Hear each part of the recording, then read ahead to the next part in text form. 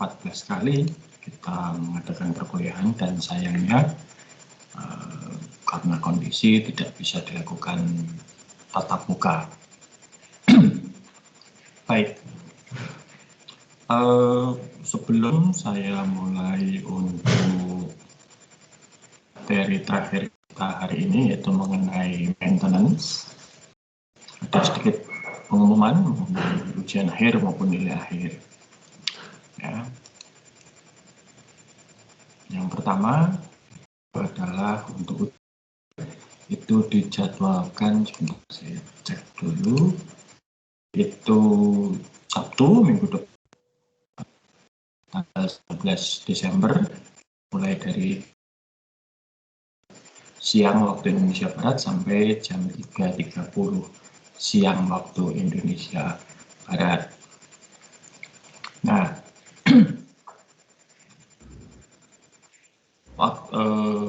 di situs kuliah sudah saya siapkan ya, di topik 16 dengan judul ujian akhir, itu nanti ruangan untuk mengumpulkan tugas.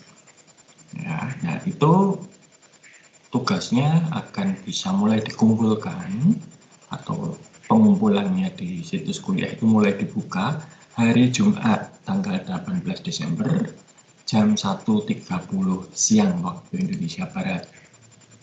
Ya, jadi itu nanti yang bisa dimulai untuk digunakan untuk mengumpulkan. Jadi waktunya lebih dari 24 jam ya, untuk mengumpulkan, ada 26 jam. Itu mengenai waktu pengumpulan. Ya, nanti setiap kelompok cukup mengumpulkan satu saja. Kemudian apa yang harus dikumpulkan? Ini belum saya upload, tapi nanti minggu depan akan segera saya upload. Ya. Jadi Anda harus membuat laporan kelompok yang lengkap tentang pengembangan sistem yang telah dilakukan selama ini. Ya. Nah, komponennya apa saja? Nanti akan saya rinci, tapi sekarang saya jelaskan supaya semua tahu. Nomor satu itu penjelasan singkat tentang sistem yang telah selesai dirancang, singkat saja ini sebagai pengantar. Ya. Dan yang kedua, justifikasi untuk mengembangkan sistem sebagai alternatif yang dipilih daripada membeli atau outsourcing. Jadi pilihannya membuat, bukan membeli atau dibuatkan orang lain.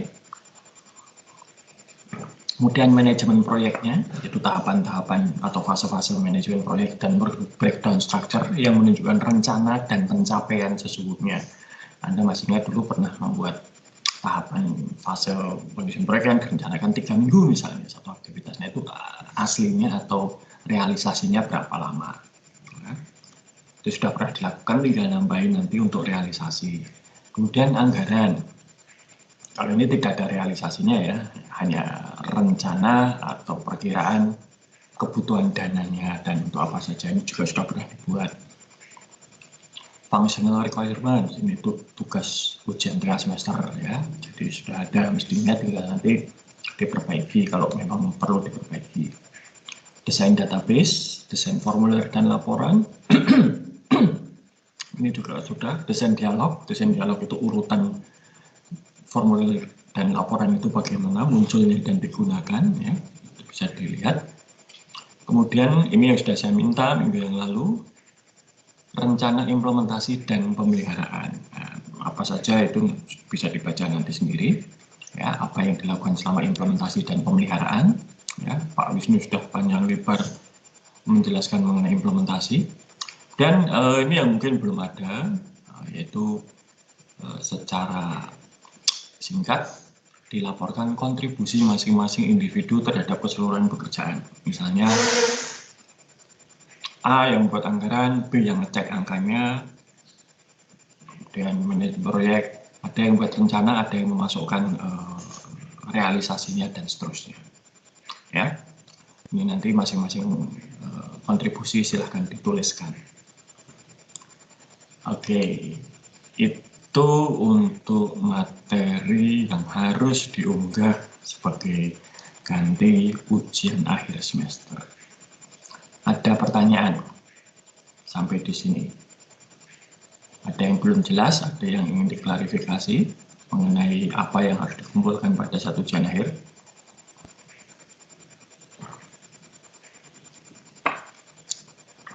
Silahkan.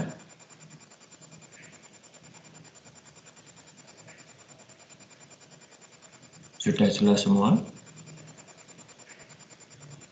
Contohnya David Kurniawan, Farel, Ida Ayu, Imelda Brilianti, Laura Jessica, Lorencia, Leo Agung, Maria Rafaela, Martina Welsa, Natalia Angela, Nikomang, Liliani, Priscilla Dwi Kasih, Sela, Widianti, Sisianti Dewi Putri, Sujat Miko, Vanessa Angelika, Vanya Vanessa, Veronica Octaviana, Veronica Julian Piria, Vincentius Tristan. Ada yang mau ditanyakan? Ada yang belum jelas?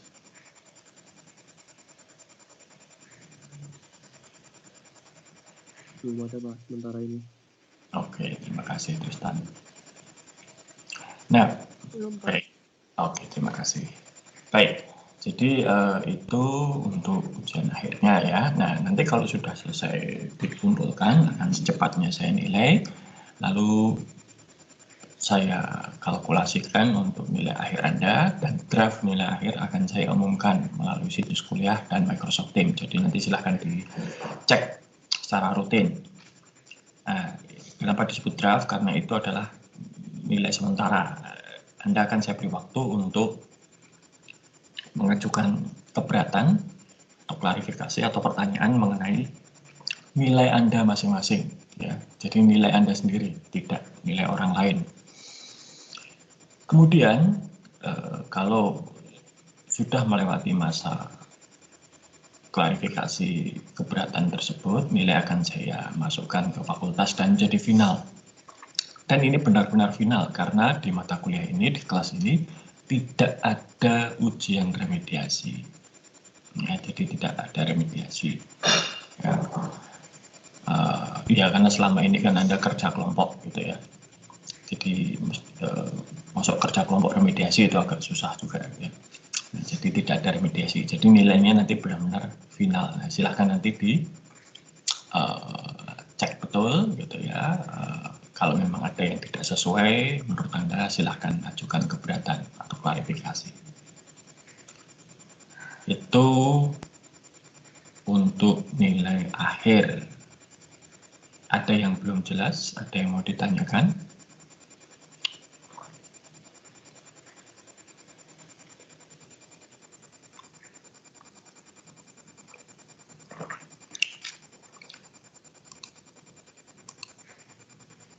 Sudah jelas semua ya?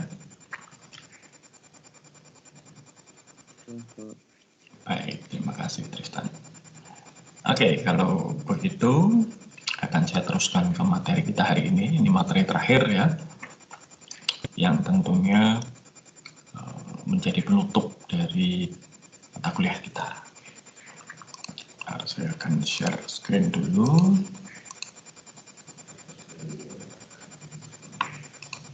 Baik, bisa kelihatan ini PowerPoint-nya?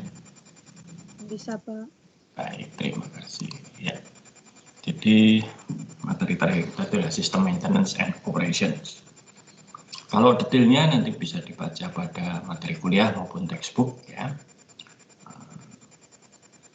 Secara lebih detail, intinya kalau maintenance itu adalah kita melakukan ya, sistemnya sudah diimplementasikan, sudah berjalan ya, dan kita melakukan semua upaya perawatan supaya sistemnya itu berjalan lancar terus ya. Mungkin nanti ada bug atau ada error yang belum tertangkap oleh sistem ya. Belum tertangkap oleh prosedur testing yang minggu lalu sudah dijelaskan secara detail oleh Pak Wisnu. Dan memang dari waktu ke waktu itu meskipun testing dilakukan secara komprehensif, meskipun testing itu dilakukan secara lengkap ya, dengan prosedur dan segala, memperhitungkan segala macam kemungkinan skenario penggunaan sistem. Ketika sistem itu benar-benar dipakai, akan muncul situasi ataupun penggunaan yang tidak kita perhitungkan sebelumnya, dan itu menjadi masalah. Ketika membuat sistem itu kita selalu membuat asumsi dasar tentang bagaimana sistem itu dibuat, dan ini akan menjadi lebih krusial gitu ya, dan menjadi fakta yang apa istilahnya, jadi error itu akan selalu muncul gitu ya. Itu terutama akan terjadi pada sistem-sistem yang digunakan oleh orang banyak. Jadi maksud saya sistem yang digunakan secara komersial seperti Facebook misalnya, Twitter gitu ya, bukan sistem yang digunakan dalam satu organisasi seperti SAP misalnya, atau Siatma yang kita pakai. Kenapa? Karena kita tidak punya kendali terhadap situasi atau kondisi user di dalam menggunakan sistem kita. Kita bisa saja mengatakan, oh untuk menjalankan aplikasi atau sistem ini butuh hardware minimum ini, dan seterusnya gitu ya. Tapi koneksi internet begini, tapi itu mungkin sekali yang dijumpai oleh user berbeda. Oke, saya beri contoh. Nah, dulu ketika di photographer.net itu di versi ketiga itu kami membuat banyak menggunakan teknik-teknik baru pada waktu itu untuk aplikasinya, sehingga misalnya akan login itu nanti ada berbagai macam otomatisasi yang bisa dibuat ya. Jadi misalnya login username-nya salah, itu belum sempat enter saja sudah diberitahu bahwa ini username-nya ini salah, ya, tidak terdaftar dan seterusnya. Oke, dan sistemnya jalan berapa bulan. Lalu kemudian ada satu orang yang protes, satu orang pengguna protesnya. Kebetulan penggunanya ini adalah pengguna berbayar. Jadi dulu itu memang ada skema untuk pengguna itu ada yang gratis, ya. Kemudian ada yang anggota berbayar. Anggota berbayar itu ada 3 kelas, perunggu, perak, dan emas. Nah, yang protes ini anggota emas, bayarnya paling mahal. Karena dia anggota emas, jumlahnya tidak banyak, protesnya harus diperhatikan. Dia protes dengan aplikasi photographer.net yang baru itu kok dia tidak bisa login. Wah, saya diberitahukan oleh IT operation nggak bisa login gitu. Kita coba, ya, bisa dengan username yang bersangkutan dan password ini praktek yang salah, tapi kami terpaksa tanya username passwordnya ditanya gitu kan, lalu kami coba dari berbagai lokasi dengan berbagai alat perangkat yang berbeda bisa. Tapi mengapa? Jadi kalau ada masalah itu tim maintenance pertama kali yang dilakukan adalah mencoba mereplikasi masalah tersebut. Kami tidak bisa mereplikasi. Ya, setiap kali usaha login selalu berhasil. Ini kenapa ini? Kami melihat akunnya tidak disuspend, akunnya baik-baik saja gitu ya. Kenapa? Itu terus sampai kemudian akhirnya ada yang cukup pintar gitu ya, melihat ke log atau catatan. Jadi setiap kali seorang user itu berkunjung ke aplikasi photographer.net, mencoba login, itu mulai dicatat. Ya sama seperti Anda kalau membuka Tokopedia misalnya atau mengunjungi Tokopedia.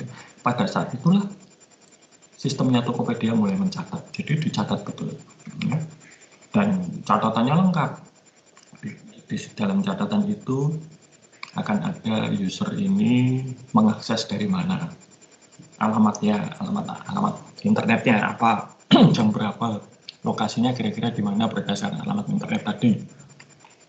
Kemudian juga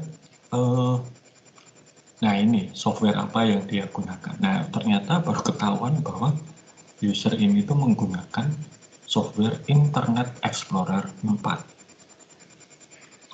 Nah, ketika membuat aplikasi itu, asumsi kami untuk Internet Explorer itu yang menjadi baseline atau dasarnya itu adalah versi 6. Dan kami membuat itu di tahun 2011-2012. Sebagai gambaran, Internet Explorer versi 4 itu meluncur tahun 1997. Jadi lebih dari 10 tahun sebelum photographer.net versi 3 itu muncul. Dan banyak sekali inovasi baru di bidang web programming yang ya tidak disupport oleh Internet Explorer 4. Misalnya untuk halaman login itu kami menggunakan JavaScript, Ajax. Anda sudah bisa melihat minggu yang lalu ya. Nah, itu tidak disupport. Makanya ya tidak bisa login dia ya, karena tidak support teknologi itu. Nah,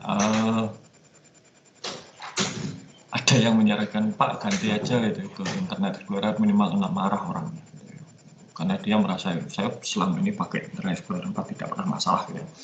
Ya sudah, karena dia berbayar akhirnya kami buatkan satu halaman login khusus untuk dia.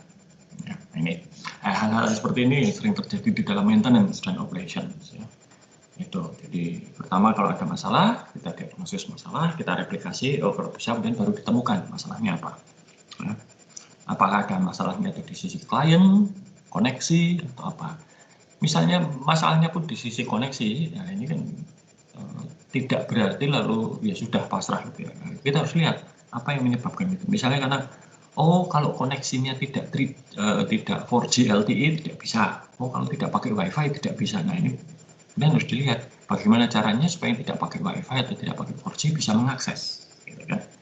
Mungkin dibuatkan. Nah, ini yang kemudian menjadi dasar seperti Facebook misalnya. Kalau di India Facebook itu punya versi yang Facebook Lite gitu ya, yang ringan, yang tidak perlu bandwidth besar. Ya, ini oke. Nah, itu sedikit mengenai maintenance ya. Yang berikutnya akan saya sampaikan adalah mengenai tren. Ya. Jadi kalau Anda ingat, saya minggu yang lalu sudah pernah mengatakan saya waktu itu adalah sebagai IT Development Manager yang bertanggung jawab untuk nanti kemudian menginstalasi dan mengimplementasi serta melakukan maintenance dan operasi itu adalah operation, IT operation. Nah, ini perbedaan development dan operation ini kemudian yang sering sekali menjadi hambatan. Kenapa? Karena dari development ke operation ini serah terimanya tidak berjalan mulus. Nah, hal itu tidak bisa lagi terjadi, apalagi sekarang seperti Facebook itu mengeluarkan versi update tiap 2 minggu, Microsoft itu tiap bulan ada update baru ya untuk aplikasinya dan seterusnya. Jadi tidak bisa kalau hubungan antara bagian development dan bagian operasional ini tidak berjalan dengan baik. Nah, ini yang kemudian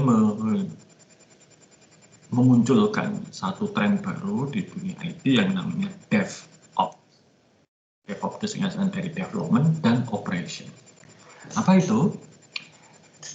DevOps ini berusaha untuk mengkombinasikan software development atau sistem development, itu sisi dev-nya, dan IT operation atau ops-nya, operations. Nah, jadi supaya apa? Supaya siklus hidup pengembangan sistemnya ini menjadi lebih pendek. Dan nantinya ini bisa di-deliver atau di-deploy istilahnya. Deployment bisa diimplementasikan dengan lebih cepat dan lebih lancar, tidak ada hiccup. Jadi apa yang terjadi dengan saya sekian tahun yang lalu menyebabkan 72 jam tidak tidur itu tidak perlu terjadi lagi. Ya. Oke. Jadi ini tugasnya. Untuk IT development, tugas mereka itu adalah melakukan development dan testing di uji coba. Nah, nanti kalau sudah yakin software-nya berjalan dengan baik, diserahkan ke IT operation untuk melakukan yang namanya deployment. Deployment itu diinstal. Kalau dalam bahasa militer, deployment itu pengerahan pasukan. Nah, ini juga yang dikerahkan adalah software-nya. Dan melakukan maintenance dan administrasi. Administrasi itu apa saja sih? Misalnya, administrasi itu kalau ada user baru, ya, dibuatkan username, password seperti dulu ketika Anda pertama kali menggunakan ID di fasilitas IT di Atmajaya, ya, aktivasi email, aktivasi iPad dulu mungkin, ya. Dan kalau misalnya Anda nanti sudah lulus, yaitu akun Anda harus di stop, tidak boleh lagi aktif. Dari yang tadinya mahasiswa mungkin dipindah menjadi alumni. Atau dalam beberapa kasus seperti Pak Wisnu misalnya, dia dulu mahasiswa lalu lulus berhenti kemudian masuk lagi sebagai dosen. Nah, ini harus ada administrasinya juga supaya statusnya Pak Wisnu tidak lagi mahasiswa tapi sudah dosen. Nah, kalau di Atmajaya ini masih gampang ya, karena apa? Karena jeda waktu dan batas antara mahasiswa dan dosen ini atau karyawan lah itu jelas sekali. Tapi kalau di banyak universitas di Australia misalnya, saya sering menjumpai dulu ada dosen saya belum doktor, dia sedang sekolah doktor di universitas yang sama. Ya. Atau juga seperti saya, gitu ya, dulu mahasiswa, tapi sekaligus juga sebagai staff, karena saya menjadi asisten dosen. Nah, antara staff dengan asisten dosen ini, staff dengan asisten dosen sebagai dan mahasiswa itu fasilitasnya beda. Nah, ini maka bagaimana menangani itu, ini adalah tugas administrasi. Nah, jadi kalau Anda akan berkarir di bidang IT itu ada dua pilihan. Ya, tidak selama ini kalau orang bicara mengenai karir di bidang IT kan mikirnya langsung wah programmer gitu kan. Di development tidak, di operation juga banyak. Ya, masang kabel, memperbaiki komputer kalau ada yang rusak dan seterusnya. Ya. Ini.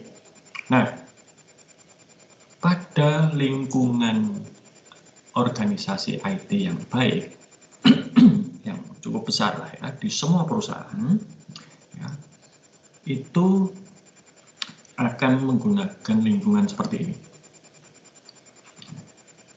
Lingkungan di sini maksud saya adalah tentunya adalah sistemnya. Ada 4 yang berbeda, yaitu yang development, testing, kemudian ada staging, dan production. Ya.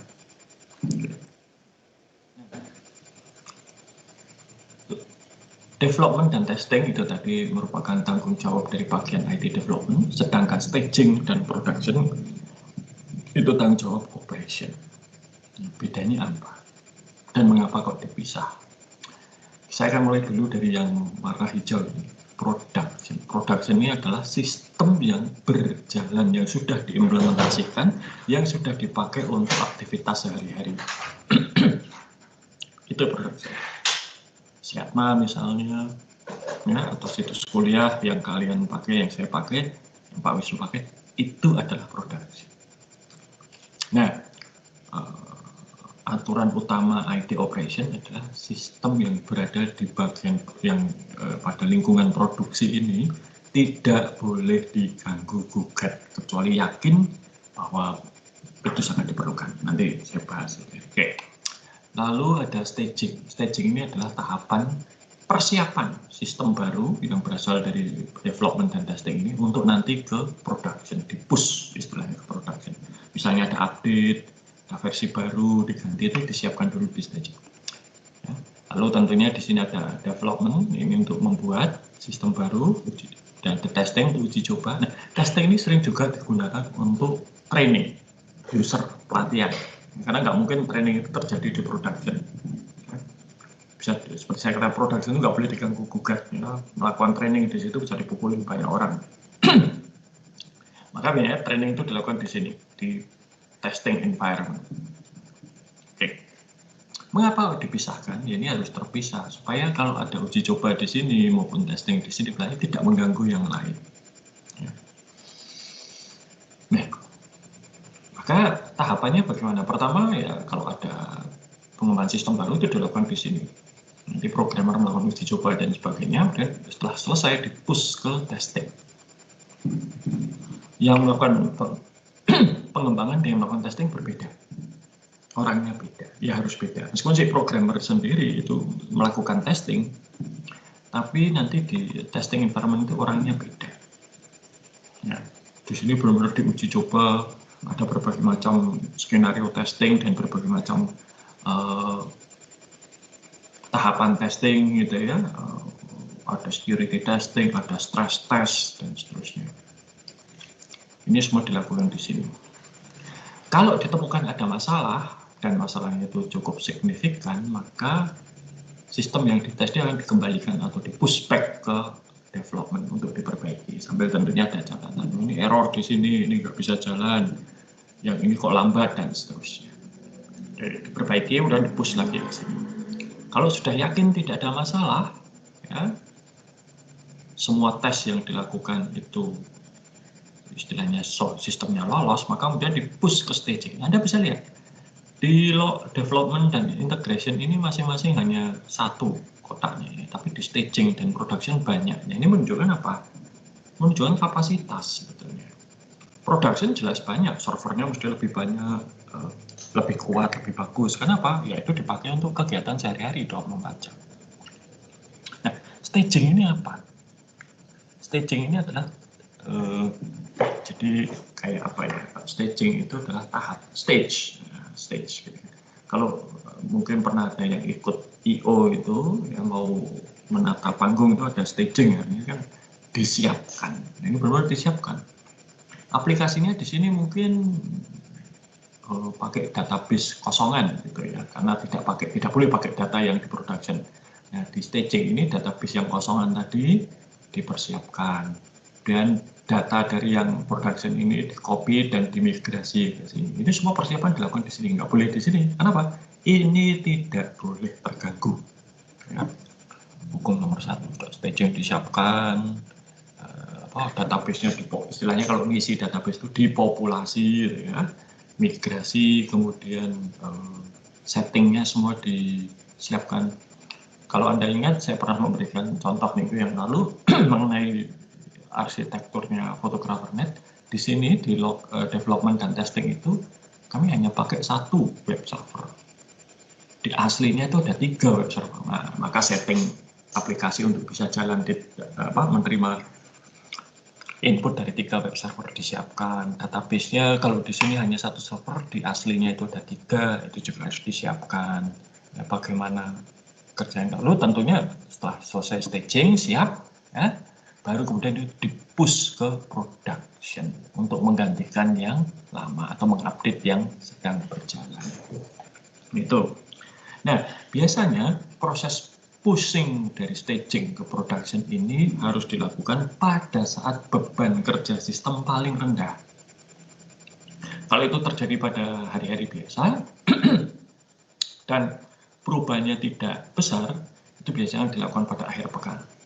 Maka bank itu biasanya akan melakukan update sistem, perawatan sistem itu di akhir pekan. Biasanya akan ada pengumuman akan dilakukan update sistem perbankan, maka ATM, internet banking tidak bisa dipakai mulai hari Sabtu jam sekian, gitu kan, dan seterusnya.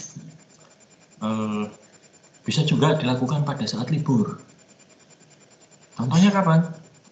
Yang paling ideal kalau akan melakukan perubahan sistem secara besar, ya, production diganti itu adalah pada saat libur Lebaran. Kenapa? Hampir bisa dipastikan kalau libur Lebaran, terutama di Indonesia ya, libur Lebaran itu nggak ada yang kerja. Ya. Dan nggak ada, kalau misalnya bank gitu ya, pas libur Lebaran ini kemungkinan besar tidak banyak yang pakai bank, ya, transaksi semuanya kan sibuk untuk merayakan hari raya. Kalau di negara barat mungkin pas libur Natal, ya, ini. Maka seringkali orang IT itu pada saat yang lain libur, mereka tidak libur. Kenapa ya ini pusing ini? Saya juga pernah menjumpai terkait dengan yang sering diceritakan Pak Wisnu SAP itu. Jadi suatu hari ada di satu perusahaan itu, ini saya ketemu dengan Chief Executive Officer-nya, dia menceritakan pengalamannya. Jadi pada hari Jumat pagi, Direktur IT-nya ngomong ke Chief Executive CEO-nya, ada update besar dari SAP, ya, dan itu sedang. Jadi kalau ada update, tidak buat sendiri ya, ada update itu dites dulu. Dan kalau sudah tes baru nanti ke staging untuk di-push ke production. Itu kalau di perusahaan besar. Nah, dia cerita SAP kita akan diupdate, ada update cukup besar, ya. Tidak seperti kalau Android kita atau iPhone kita atau laptop kita ada update langsung diupdate, nggak bisa seperti itu, ya, dites dulu. Oke. Oke. Sudah dites dan nanti CEO-nya mengatakan, Direktur IT mengatakan, nanti akhir pekan ini hari Sabtu Minggu akan kita install update itu ke sistem yang sedang berjalan. Sabtu Minggu kebetulan tidak ada aktivitas, jadi oke. Jadi besok Senin SAP-nya sudah versi baru dan si CEO-nya ini, direktur utamanya sudah tahu bahwa memang ada versi baru SAP yang menjanjikan banyak perbaikan kinerja dan perubahan yang cukup besar. Ya mungkin ekuivalennya itu adalah update dari Windows 8 ke Windows 10 gitu lah, kira-kira seperti itu. Jadi, dan konon katanya SAP sudah lama mendorong ini untuk diadopsi, ya, dan si Chief Executive Officer-nya ini cukup apa itu, cukup menanti-nanti gitu ya, update. Oke, siap, senang gitu ya. Oke. Dah. Hari Senin ketika Chief Executive Officer-nya ini login ke SAP, dia lihat-lihat, tuh nggak ada yang berubah, nggak ada yang baru, ini kayaknya masih sama aja gitu, atau tampilannya memang kayak gini ya, dia bingung. Dia nelpon direktur IT-nya. Jadi nggak update-nya kok kayaknya nggak ada yang berubah, direktur IT-nya nggak jadi. Gitu. Update-nya dari staging tidak jadi di-push ke production. Nah, kenapa? Ternyata pada saat di staging ini ada uji coba terakhir gitu ya, itu diketahui bahwa SAP yang baru itu membuat modul penjualan online tidak jalan. Jadi karena SAP-nya itu di apa istilahnya, di customize ya untuk menangani penjualan online, ternyata customize-nya itu nggak jalan di versi baru. Maka dari staging tidak jadi di push ke production, tapi di push back ke, dikembalikan ke bagian development untuk diperbaiki. Nah itu gunanya staging. Nah, staging dengan production ini biasanya sama persis. Sehingga bahkan kalau production ini rontok gitu ya, rusak sama sekali nggak bisa dipakai, staging ini bisa menggantikan. Gitu. Tapi sangat jarang itu terjadi ya, karena biasanya sistem di perusahaan besar itu sudah dibangun redundansi sehingga kalau satu gagal yang lain bisa menggantikan. Maka ini ada lebih dari satu kotak kan, ya, kotak pertama tidak bisa jalan, rusak, kotak 2 dan 3 bisa segera menggantikan. Itu biasanya terjadi pada arsitektur IT di perusahaan besar. Nah, lihat nanti environment-nya itu ya mirip seperti SDLC ya, development, test, staging, production ini berjalan lancar dengan bentuk seperti lingkaran seperti ini ya. Diharapkan ini berjalan dengan lebih mulus, lancar, dan ya koordinasi antara bagian pengembangan dengan bagian operasional itu berjalan lebih baik. Itu tren untuk di dunia IT modern ya, DevOps itu. Nah, itu ada kursusnya, ada sertifikasinya kalau kalian mau ya, dan tidak butuh ijazah informatika untuk itu atau ilmu komputer, kalian bisa belajar sendiri di situ. Dan ya cukup laris gitu ya. Ada lagi satu profesi itu selain DevOps namanya Site Reliability Engineer. Itu dia yang bertugas melakukan penjaminan supaya infrastruktur IT satu perusahaan itu, data centernya ya, itu berjalan dengan baik dan optimal. Dia harus mikir misalnya butuh server yang seperti apa, butuh koneksi internet yang seperti apa, ya, sehingga apapun yang terjadi, servis jalan 24 jam sehari, 7 hari seminggu. Di dunia IT itu kalau untuk data center, ya, pusat IT, pusat komputasinya itu ada standarnya, ya, dan ada tiernya gitu ya, ada tier 1, 2, 3, dan 4. Yang tertinggi itu adalah data center dengan tier 4. Itu di Indonesia tidak banyak. Yang punya mungkin hanya ini karena masalah lokasi. Ya, lokasi. Setahu saya kalau di Jawa Barat itu yang bisa data center tier 4 itu hanya di Cikarang. Di Jakarta tidak bisa. Hanya di Cikarang. Di tempat lain di Indonesia yang bisa itu di Batam. Ya, itu bisa tier 4. Dan di Indonesia tidak banyak perusahaan yang punya data center tier 4. BCA itu salah satunya. Tier 4 itu bagaimana? Tier 4 itu standarnya sangat tinggi. Itu hanya boleh mati. Jadi data center tidak berfungsi sama sekali. Itu maksimal 4 menit dalam setahun. Jadi bayangkan. 4 menit dalam setahun. Itu standar yang sangat tinggi. Nah, biasanya data center atau pusat komputasi ini harus redundan segala sesuatu. Ya, servernya tentunya lebih dari satu, koneksi data telekomunikasinya internet lebih dari satu, gitu ya.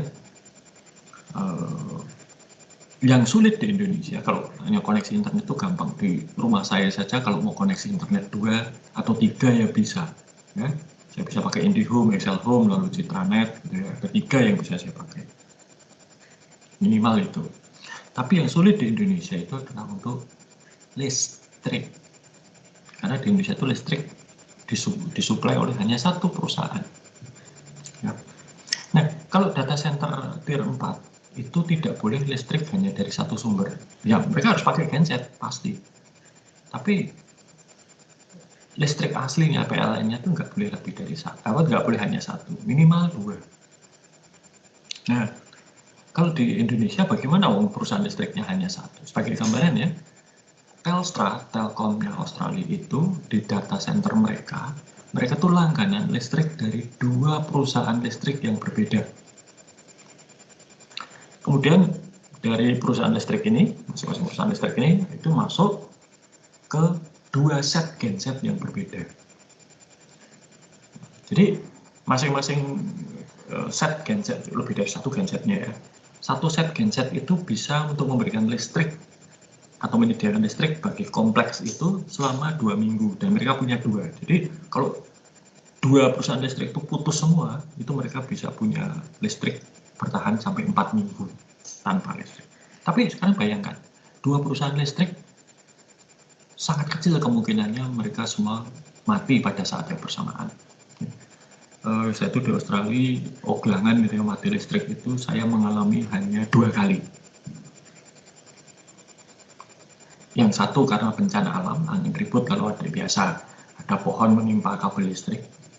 Yang kedua itu memang ada perawatan, ya, jadi memang dimatikan karena akan mengganti perawatan. Dan yang diganti kalau ya seperti kalau PLN di Jogja itu sering sekali memberikan pengumuman kapan akan matikan listrik di satu daerah karena ada perawatan. Ya, misalnya geser tiang, ganti kabel, ganti trafo itu biasanya itu. Selama saya 4,5 tahun di Australia hanya 2 kali itu pernah mengalami oglangan. Jadi sangat bagus. Nah itu pun mereka harus langganan 2. Kenapa? Karena di dalam 1 tahun hanya boleh mati 4 menit. Di Indonesia kan sulit sekali itu. Ya, perusahaan listrik hanya 1 PLN. Maka kalau di Indonesia itu kalau bisa adalah supaya menjadi tier 4 minta kepada PLN supaya listriknya itu dari 2 sumber atau 2 gardu induk yang berbeda. Kita di sini kan wilayahnya gardu induk Kejayaan kalau di Jogja ya. Nah, tapi itu juga tidak semua lokasi seperti itu. Tidak semua lokasi dilewati oleh kabel listrik yang berasal dari 2 gardu induk. Di Jawa Barat yang seperti itu hanyalah Cikarang. Ya. Jadi di Cikarang itu ada jaringan listrik PLN dari 2 gardu induk yang berbeda. Nah, kenapa kok seperti itu? 1 gardu induk itu biasanya akan mengambil listrik dari 1 pembangkit listrik. Jadi kalau 2 gardu induk itu berarti dari 2 pembangkit listrik yang berbeda.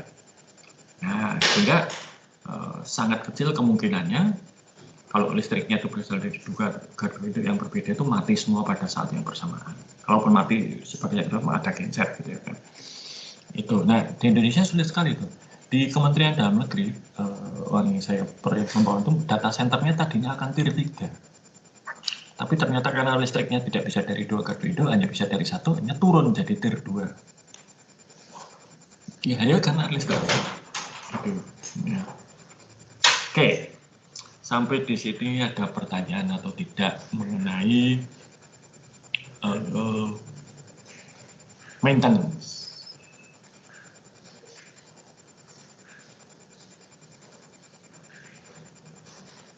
Ada yang belum jelas, ada yang perlu diklarifikasi, silakan.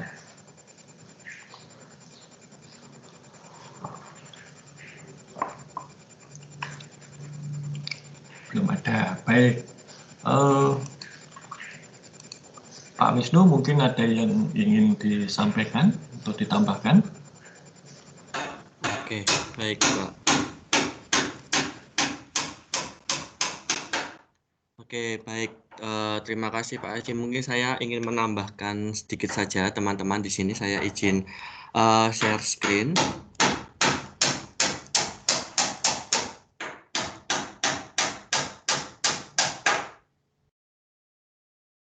Oke, jadi tadi sedikit disinggung gitu ya oleh Pak Haji untuk masalah SAP. Jadi di sini saya ingin menambahkan sedikit mengenai SAP.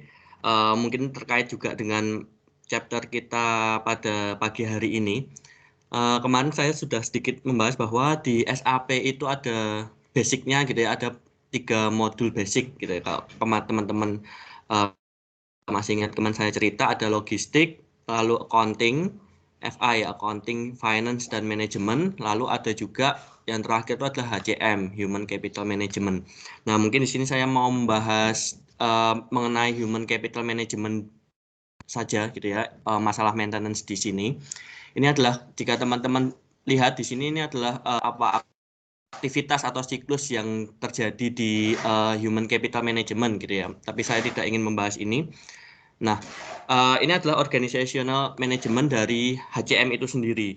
Nah, kalau teman-teman bisa lihat ini sebenarnya apa gitu ya. Ini sebenarnya adalah bisa dikatakan dia adalah struktur organisasi. Jadi di sini ketika sebuah organisasi ini ingin menentukan atau menggunakan modul HCM ini, maka yang harus dibuat pertama adalah membuat struktur organisasi. Jadi di sini mau sebesar apa struktur organisasinya, lalu job dan positionnya apa saja yang ada di organisasi tersebut. Pertama yang harus dibuat adalah itu terlebih dahulu, gitu kan ya. Nah, lalu yang namanya HCM pasti tidak jauh dari yang namanya proses hiring gitu ya, apa rekrutmen.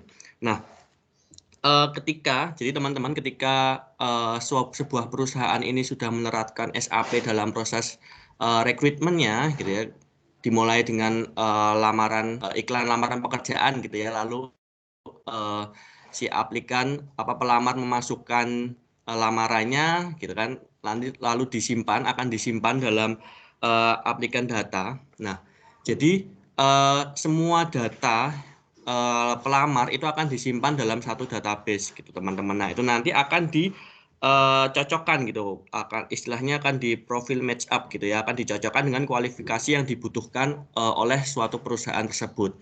Nah, suatu perusahaan yang sudah menerapkan HCM ini gitu ya, ini sebenarnya tidak akan lagi memikirkan mengenai atau terus-menerus memikirkan mengenai proses rekrutmen gitu ya. Jadi tidak mungkin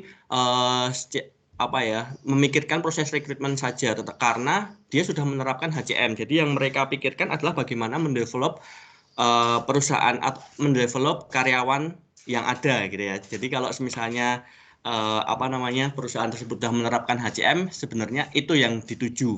Nah, mungkin ini pernah saya alami juga teman-teman, ketika saya belum lulus ya, S1 saya belum lulus, waktu itu saya coba melamar ya, pertamanya adalah di Kudus itu dan satunya adalah di Wings. Nah, sebelum lulus saya mengikuti proses rekrutmen di 2 tempat itu gitu ya, sampai akhirnya saya masuk juga ke akhir gitu ya, user. Nah, karena waktu itu saya belum lulus akhirnya proses yang di Wings lama gitu ya, akhirnya saya langsung ambil yang di Kudus gitu ya. Nah, yang di Wings ini sejauh yang saya tahu, Wings ini telah menerapkan SAP gitu ya. Nah, awalnya itu kalau misalnya teman-teman melamar suatu pekerjaan gitu ya besok, dan itu lama gitu diprosesnya, ada kemungkinan teman-teman ini sebenarnya datanya tuh masih disimpan gitu ya. Data ini masih disimpan, nanti sewaktu-waktu kalau ada yang cocok dengan kualifikasi teman-teman akan dipanggil. Nah, itu yang saya alami. Jadi ketika saya sudah masuk di Kudus gitu ya, akhirnya saya lulus dari Atmajaya, saya dipanggil oleh Wings nih untuk melakukan proses selanjutnya gitu kan. Nah, pertamanya saya lupa dong, kok tiba-tiba dipanggil ya gitu. Ternyata ini adalah proses selanjutnya dari rekrutmen yang pernah saya lakukan beberapa bulan yang lalu. Nah, itu jadi dengan SAP ini gitu ya, dengan SAP ini user gitu ya, user waktu itu Wings ini bisa mengambil data-data kita yang dulu pernah kita kirimkan ke Wings kayak gitu. Nah, di Human Capital Management ini ada beberapa info types. Nah, ini ada beberapa info types. Jadi info types ini bisa dikatakan kasarnya ini adalah master data dari human capital management ini gitu ya. Jadi ini ada grouping of data field gitu ya yang terkait dengan proses bisnis. Di sini ada organization assignment, lalu personal data, address, lalu plan working time dan basic pay. Jadi di sini adalah sebenarnya adalah master data dari personelnya gitu ya. Nah, sebenarnya sejauh di SAP ini lebih kepada gitu ya, untuk HCM sendiri ini lebih kepada bagaimana kita memaintain info tabs ini ya. Bagaimana kita memaintain info tabs ini. Kalau misalnya organizational assignment di sini adalah ketika kita di hiring gitu ya, kita masuk gitu ya. Hire pertama kita masuk, lalu kita di apa ya istilahnya ditempatkan di unit mana nih gitu kan. Akhirnya kita nanti dapat apa namanya NIK gitu ya, mungkin NIK nomor induk kepegawaian. Nah, itu adalah organization element. Lalu personal data di sini, lalu address ini adalah personal data kita gitu, nama, lalu alamat dan sebagainya. Itu akan pertama-tama akan diinput ketika kita masuk ke dalam suatu perusahaan. Nah, untuk selanjutnya gitu ya, untuk selanjutnya adalah bagaimana kita memaintain info tabs ini. Untuk apa? Karena tadi di awal ketika perusahaan ini sudah menerapkan human capital gitu ya, human capital management ini tidak lagi berfokus kepada bagaimana kita merekrut gitu ya, ada proses rekrut, tapi bagaimana kita mendevelop karyawan kita gitu. Nah, dari info tabs ini akan terlihat. Jadi profil kita gitu ya, profil kita, kualifikasi kita, kekurangan kita itu bisa dilihat dari info tabs yang ada di human capital management ini. Nah, misalnya nih saya gitu ya, saya misalnya ada kekurangan di bagian perhitungan, misalnya seperti itu. Nah, itu bisa terlihat gitu ya, bagian SDM gitu ya akan melihat saya bahwa saya akan membutuhkan suatu training gitu ya. Nah, ini nanti akan lebih kepada oke, saya akan disuggest untuk melakukan training seperti itu. Itu dapat dilihat dari info tabs ini. Nah, ada beberapa cara gitu ya di SAP ini, ada beberapa cara untuk memaintain info tabs ini. Ada 3 cara yang saya catat gitu ya. Yang pertama adalah single screen gitu ya. Kalau single screen di sini adalah kita melakukan perubahan atau menambah informasi dari satu info tabs untuk satu personel gitu ya. Jadi organizational assignment gitu ya, satu organizational assignment kita merubah atau menambahkan itu untuk satu personel, yaitu saya gitu, misalnya seperti itu. Misalnya saya misalnya di Kudus dulu saya di kertas gitu ya, unit kertas misalnya, lalu saya berpindah ke unit apa namanya lain gitu ya. Itu nanti akan dipindah satu info tabs untuk satu personel. Itu yang pertama untuk memaintenance-nya. Lalu yang kedua yang saya catat juga adalah personal action gitu ya. Personal action itu adalah bagaimana kita mengubah gitu ya. Kita mengubah info tabs ini atau memasukkan sebuah data ya secara berurutan gitu, secara berurutan. Jadi ketika kita pertama kali diterima gitu atau di hire gitu ya, kita akan data kita akan dimasukkan secara berurutan. Misalnya adalah nama dulu gitu kan, habis itu dulu dari alumni mana misalnya seperti itu, lalu alamatnya di mana, lalu kalau misalnya di Kudus saya kos di mana misalnya seperti itu, tuh akan dicatat secara berurutan. Itu adalah personal action. Dan yang ketiga cara maintenance-nya adalah yang namanya fast entry. Fast entry ini adalah ketika gitu ya, ketika kita mau input multiple info type, jadi lebih dari satu info type gitu ya, untuk satu personel gitu ya, untuk satu personel atau banyak personel gitu ya untuk satu info type. Nah, misalnya nih ya, misalnya ada pada saat itu ada bonus gitu ya, perusahaan akan memberikan bonus kepada saya misalnya seperti itu gitu ya, ada satu bonus yang diberikan kepada saya gitu ya. Nah, makanya di sini akan ada info type bonus gitu ya, bonus masuk ke dalam basic pay di sini itu akan diberikan. Jadi basic pay ini kan untuk semua gitu ya, untuk semua itu nanti akan diberikan kepada saya. Jadi banyaknya info type basic pay bonus itu nanti akan diberikan kepada satu personel. Nah, itu adalah fast entry. Nah, jadi ada 3 cara memaintenance info tabs. Yang pertama adalah single screen tadi untuk satu info tabs untuk satu personel. Lalu yang kedua adalah personal action. Jadi ini di input secara berurutan mulai dari proses hiring gitu ya. Lalu yang ketiga adalah fast entry. Jadi bisa untuk banyak info types gitu ya, melakukan perubahan atau mempengaruhi banyak info types untuk satu personel gitu, atau satu personel ini dapat mempengaruhi ke beberapa info types. Nah, itu bisa cara memaintenance suatu info tabs yang ada di HCM pada aplikasi SAP atau MySAP di sini saya menyebutnya. Nah, oleh karena itu teman-teman, karena di awal tadi saya sudah mengatakan bahwa ketika perusahaan ini sudah menerapkan HCM gitu ya, sudah menerapkan HCM, maka dia akan berfokus kepada tidak lagi berfokus kepada rekrutmen gitu ya.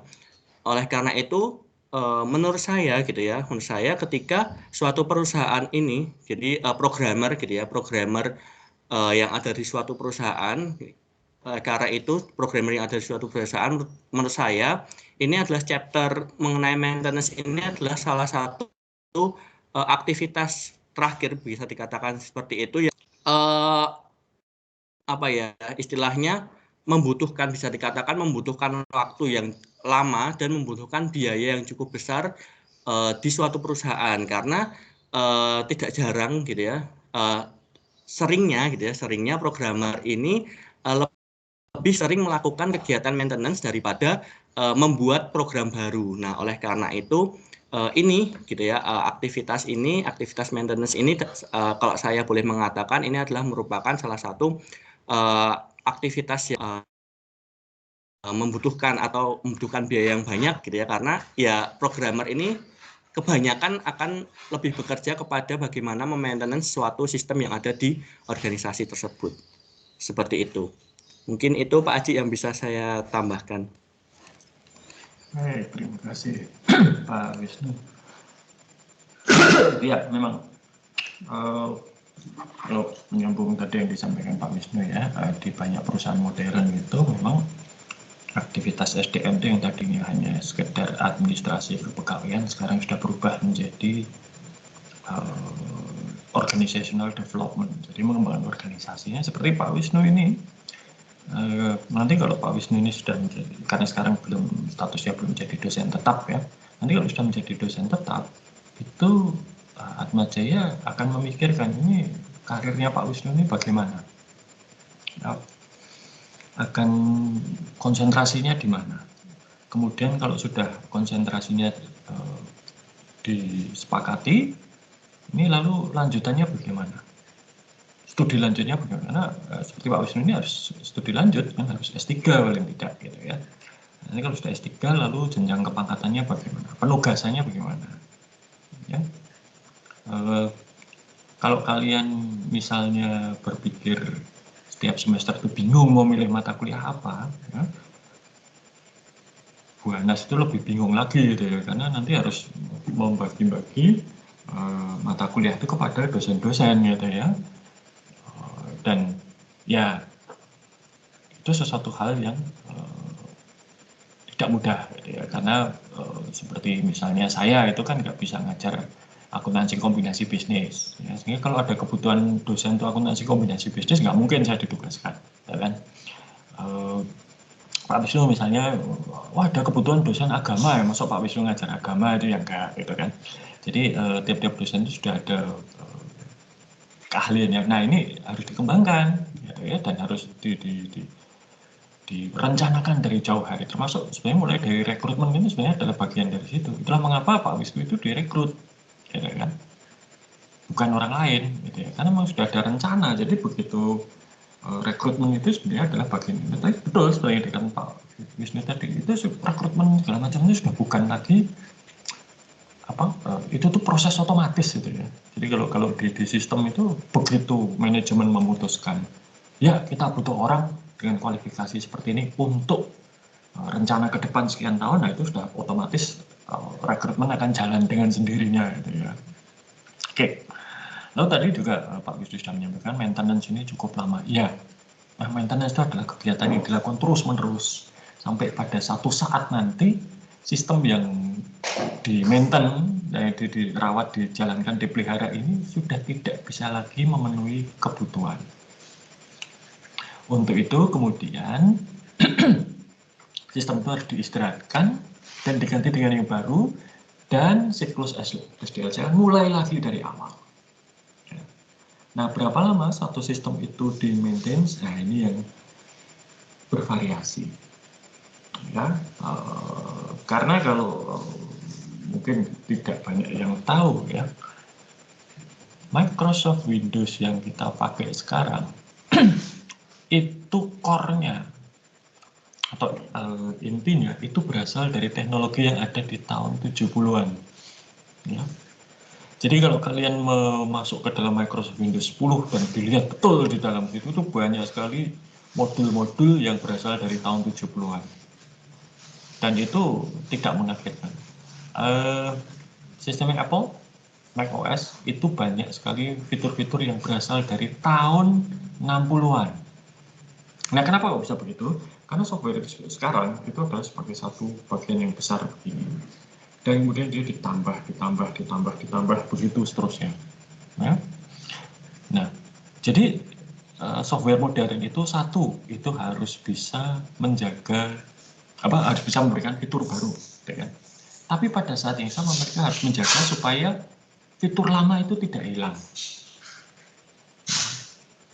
Microsoft Word misalnya, Microsoft itu masih punya kemampuan untuk membuka dokumen yang dibuat dengan software yang namanya WordStar. WordStar itu word processor zaman tahun 90-an. Sudah lebih dari 20 tahun yang lalu, tapi Microsoft Word versi terbaru itu harus bisa membuka itu. Meskipun saya ragu-ragu masih ada yang pakai, tapi tetap harus dibuat kompatibel. Nah, makanya software itu biasanya semakin lama semakin besar, gitu kan. Nih, itu maka kalau sekarang seperti Microsoft itu dan kelihatan ya, kalau sekarang itu tidak ada lagi istilah mengganti, adanya adalah update secara terus-menerus. Contohnya apa?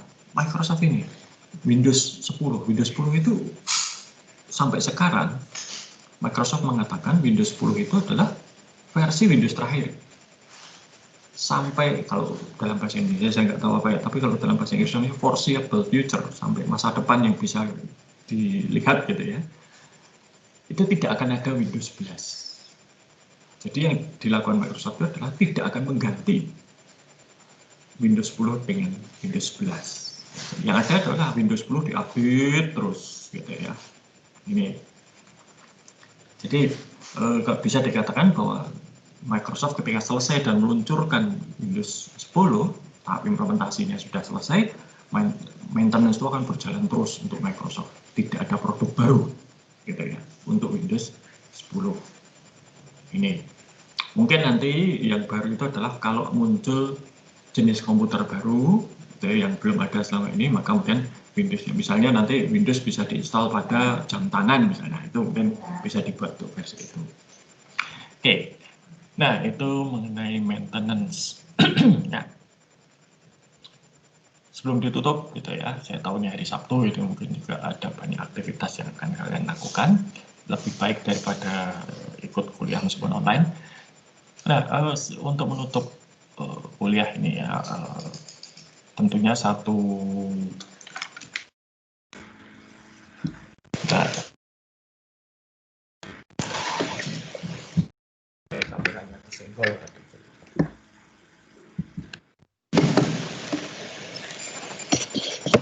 Oke, nah,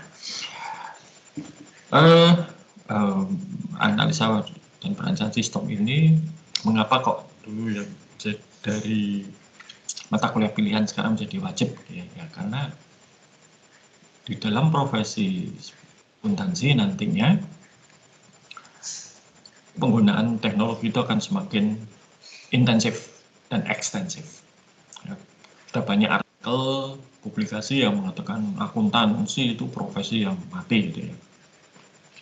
Nah, supaya tidak mati tentunya ya kita harus melihat mengapa itu kok dikatakan mati gitu ya. Dikatakan mati karena kan digantikan teknologi. Nah, analisis dan perencanaan sistem ini membantu Anda sekalian nanti ya. Setidaknya itu bisa menjadi orang-orang yang siap untuk mengawal pengembangan sistem. Ya, dan kalau melihat trennya sekarang, pengembangan sistem itu tidak lagi SDLC selesai, enggak. Pengembangan sistem itu sekarang sifatnya terus-menerus, continuous, gitu ya. Setiap saat akan ada sesuatu yang baru yang perlu dibuat. Nah, siklus hidup pengembangan sistem yang tadinya itu mungkin setahun, 2 tahun, sekarang berubah menjadi bulanan. Setiap bulan akan ada sesuatu yang baru yang ditambahkan ke sistem yang sudah ada. Mungkin nanti tiap beberapa bulan akan ada tambahan yang signifikan, yang cukup besar, tapi sesuatu yang baru pasti muncul tiap bulan. Nah, ini trennya sebagai orang akuntansi, ya kita harus bisa menjamin bahwa sistem yang dikembangkan itu tidak melanggar kaidah-kaidah akuntansi. Sangat mudah kok menyembunyikan manipulasi di balik suatu sistem itu. Ya. Ini contoh yang selalu dipakai di berbagai kesempatan itu adalah misalnya rekening bank. Mudah sekali kita mencuri saldo dari nasabah, ambil saja sen atau minimal digit terakhir. Gitu ya. Seberapa sering sih kalau kita ngecek saldo itu sampai pada digit terakhir, Rp1, Rp2, yang lebih kecil dari Rp10. Katakanlah ambil Rp1 dari satu nasabah tiap hari. Punya 10 juta nasabah, tiap hari sudah 10 juta yang diambil. Nanti 10 juta kalikan 30 sudah sebulan 300 juta. Ya. Dan itu kalau diaudit ya nggak akan terdeteksi. Kenapa? Nggak ada audit yang memeriksa transaksi yang nilainya per transaksi hanya Rp1. Ya. Nggak ada. Yang difokuskan di audit itu adalah transaksi dengan nilai tinggi. Itu pertama. Kedua, kalau Anda kehilangan Rp1, ya mungkin tidak sadar. Kalaupun sadar juga, alah untuk apa sih Rp1? Rp1 itu untuk parkir aja nggak bisa. Gitu kan. Nah, itu mudah sekali menyembunyikan itu. Ya. Dan saya nggak tahu apakah sudah pernah terjadi atau belum, tapi kemungkinan bisa terjadi. Nah, maka tugas Anda sebagai orang akuntansi adalah mengawal semua pengembangan sistem ini supaya mengikuti kaidah-kaidah yang ya seharusnya termasuk di dalamnya kaidah akuntansi, kaidah pengendalian, gitu ya. Dan tentunya pada ujungnya itu adalah melihat, menganalisa apakah aktivitas pengembangan sistem ini benefitnya lebih besar daripada biayanya, manfaatnya lebih besar daripada biaya. Itu hukum utama kalau melakukan aktivitas apapun dalam bisnis, ya. Biaya harus lebih kecil dari manfaat. Kalau biaya lebih besar daripada manfaat, ya sudah, itu harus dihentikan. Ya. Ini itu saja ya pesan saya sebelum kita selesai. Saya tidak mengharapkan Anda suatu saat nanti bisa menjadi analis sistem yang sukses. Kalau itu terjadi ya bagus sekali, ya, saya ikut senang. Tapi kalaupun tidak, setidaknya Anda nanti sebagai karyawan, sebagai pemilik usaha, atau sebagai konsultan itu tahu caranya untuk bahwa analisa dan perancangan sistem itu langkahnya seperti ini. Itu. Oke. Saya kira itu saja ya untuk kuliah kita. Terima kasih sudah bersama selama 1 semester. Gitu ya. Selamat belajar untuk berbagai ujian ya, dan semoga nanti kita bisa bertemu pada kesempatan dan situasi yang berbeda. Maksud saya jangan ngulang di kelas ini gitu loh ya. Oke, itu saja. Terima kasih Pak Wisnu, terima kasih semuanya, dan sampai jumpa lagi. Baik, terima kasih Pak Aji. Teman-teman, semoga sukses studinya.